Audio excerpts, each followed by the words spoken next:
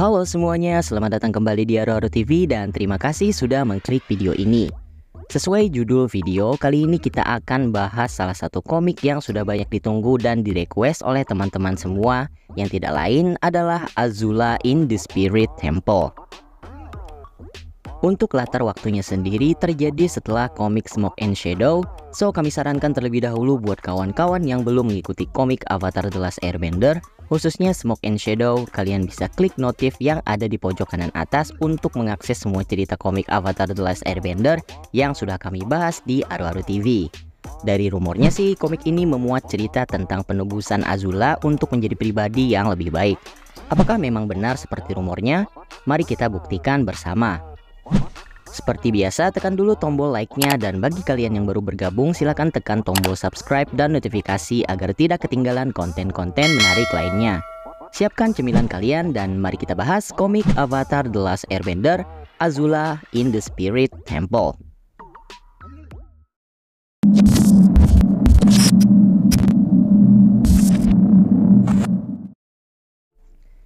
Setelah teror Kemurikage yang dilakukan oleh Azula dan komplotannya berhasil digagalkan oleh tim Avatar di komik Smoke and Shadow, tidak menghentikan mereka untuk terus mengganggu ketenangan di ibu kota negara api.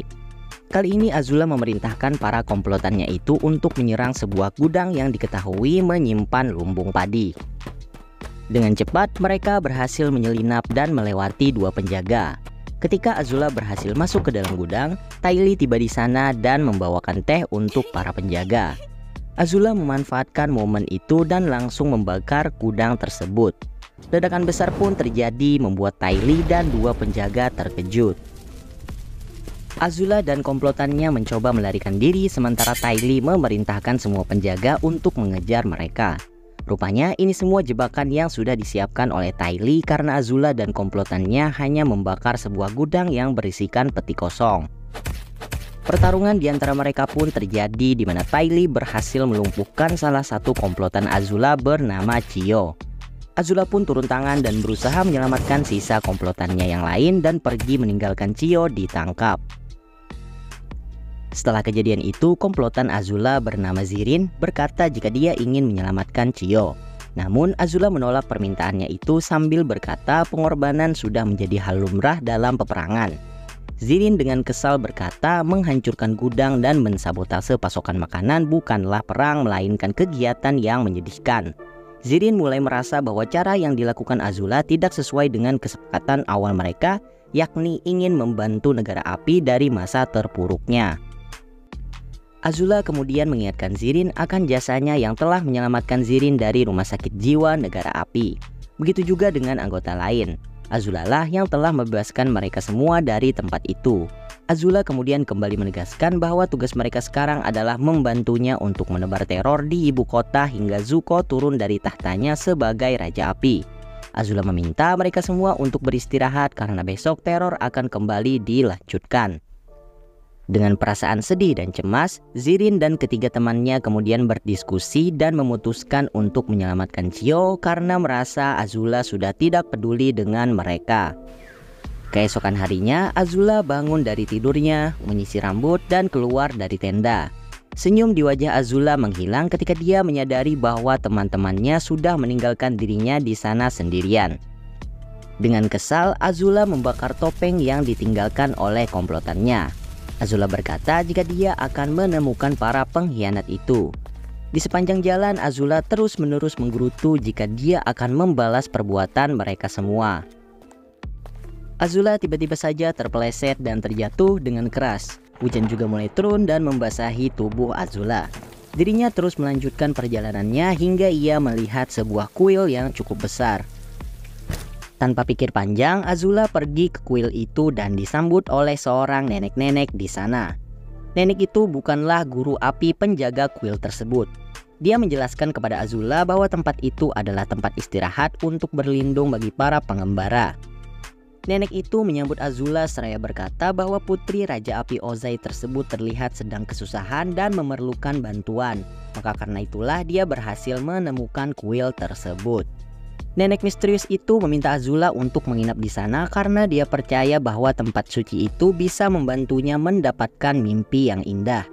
Azula dengan sifat arogannya menolak untuk tidur di lantai dan meminta kepada nenek itu untuk memberikan ruangannya. Ketika Azula mulai terlelap dalam tidurnya, tiba-tiba saja dia mendengar seseorang memanggil namanya. Azula kemudian bangun dan mulai mencari tahu siapa yang sudah memanggilnya. Alangkah terkejutnya dia disambut oleh dua orang penasihatnya dulu, yakni Lo dan Lee. Mereka berdua mengajak Azula untuk mengikuti mereka dan berkata bahwa semua orang yang menyayangi dirinya sudah menunggu. Di sana ada Sozin, Azulon, Ozai, Iroh, Ursa, Zuko saat muda, dan begitu juga gebetan Azula ketika di Pulau Ember dahulu, yaitu Ruon Jian. Meski begitu, Azula merasa bahwa momen yang sedang terjadi itu tidak nyata dan dia tidak bisa mengingat apapun. Ursa menghampiri dan memeluk Azula seraya berkata bahwa dia bangga kepada putrinya itu. Namun ketika Azula mulai menerima keadaan yang sedang terjadi dengannya, tiba-tiba saja Ty Lee dan Mei muncul sambil berkata bahwa semua yang sedang terjadi tidak nyata. Azula yang tidak terima dengan perkataan Ty Lee dan Mei meminta mereka untuk tutup mulut, dan tepat setelah itu Azula terbangun karena memang itu semua hanyalah mimpi belaka.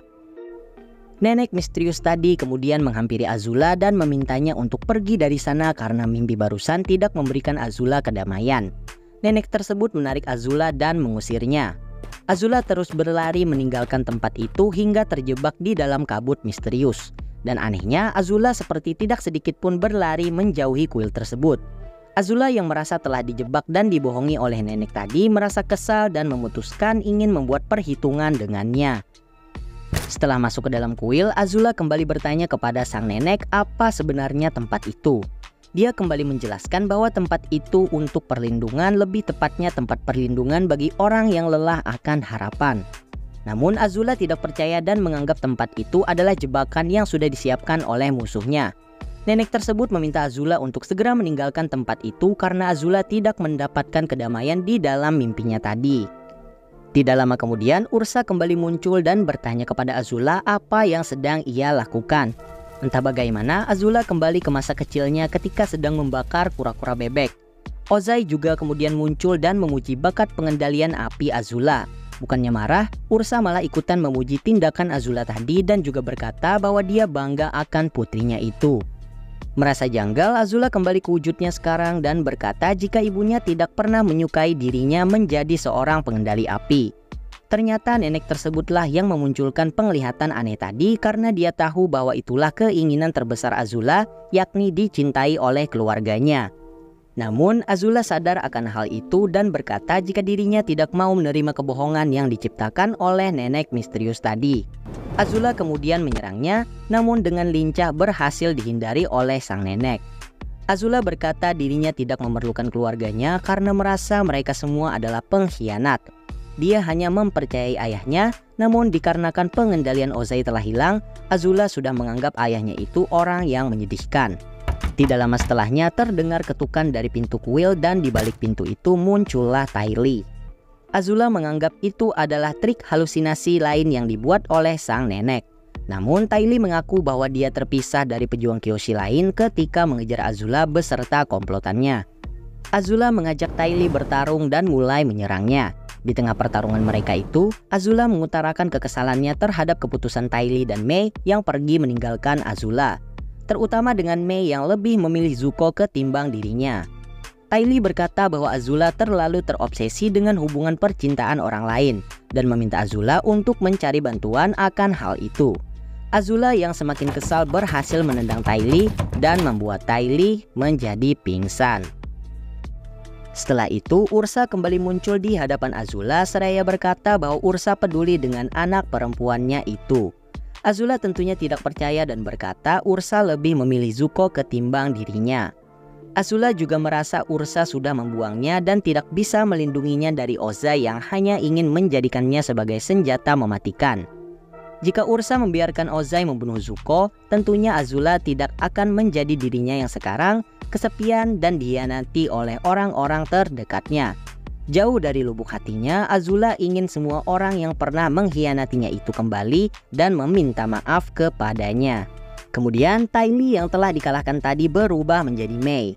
Azula sudah merasa cukup dengan halusinasi yang dimainkan oleh nenek tadi dan memutuskan untuk pergi dari kuil itu.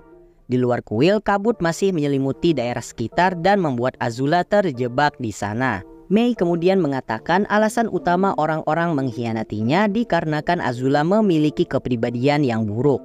Ketika Azula ingin meluapkan amarahnya lagi, Mei kembali berubah menjadi Tai Li dan membuat Azula semakin kebingungan.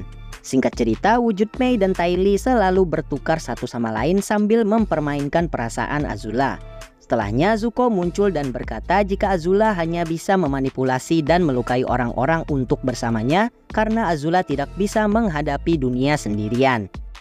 Merasa tidak terima dengan perkataan tadi, Azula mengeluarkan teknik petirnya dan menyerang Zuko.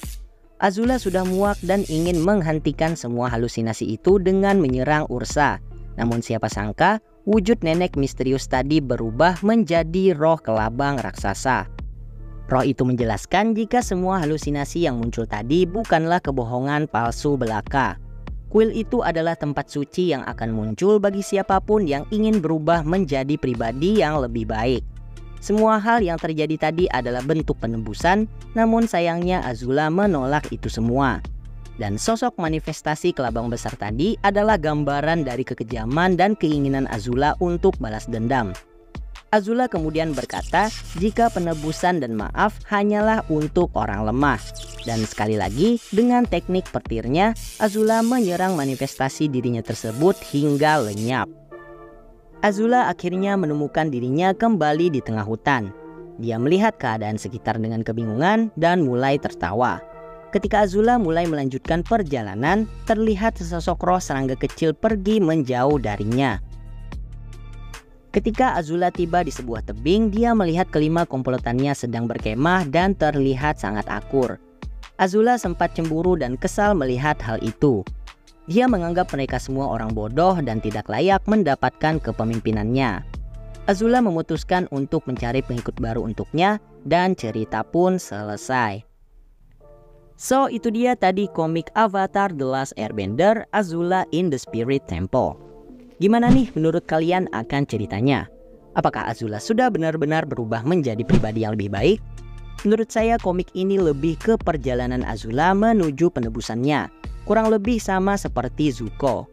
Komik ini menggambarkan semua keinginan Azula yang ternyata ingin dicintai dan dibanggakan oleh orang-orang terdekatnya.